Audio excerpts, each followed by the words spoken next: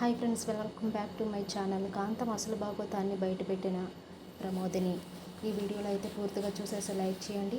ఇంకా కాంతం వాళ్ళ ఆయన అయితే రూమ్లో డబ్బులు లెక్క పెట్టుకుంటూ ఉంటారనమాట. రాసుకుంటూ డబ్బులు లెక్క పెట్టుకుంటూ ఉంటారు.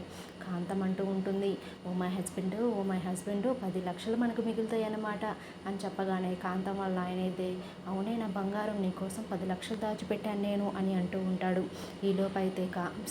ఈలోపైతే ప్రమోదిని అటువైపు నుండి వెళ్తూ ఉండగా ప్రమోదిని చూసి కాంతం అయితే డబ్బులు చేతులు వెనక పెట్టేసుకుని దాచుకుంటూ ఉంటుంది. అప్పుడైతే ప్రమోదిని లోపలికి వచ్చి, కాంతం ఏంటి దాస్తున్నావు, నన్ను చూడగానే ఏది చూపించు అని అంటుంది.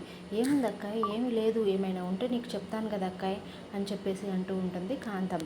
లేదు కాంతం, నువ్వేదో దాస్తున్నావు అని అనగానే, లేదక్క ఏమీ లేదు, ఉట్టి పేపర్లే అని చెప్పగానే ప్రమోదిని అయితే బల్లి అనగానే కాంతం అయితే ఒక్కసారిగా డబ్బులన్నీ విసిరేస్తుంది.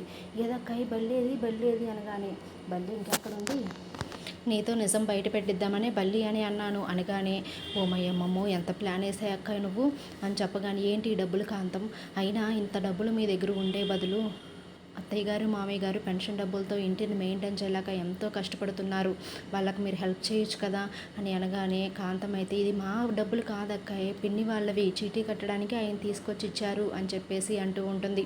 ఉండండి మీ పని ఇప్పుడే చెప్తా అని చెప్పేసి వెళ్ళి శారదకి అయితే చెప్తుంది. అత్తయ్య, వాళ్ళ దగ్గర చాలా డబ్బులు ఉన్నాయి, కానీ వాళ్ళైతే దాచుకుంటున్నారు, కానీ మావయ్య పెన్షన్తో మనం ఇబ్బంది పడుతున్నప్పటికి కూడా వాళ్ళు బయట పెట్టడం లేదు డబ్బులు అని చెప్పేసి శారదతో చెప్తుంది.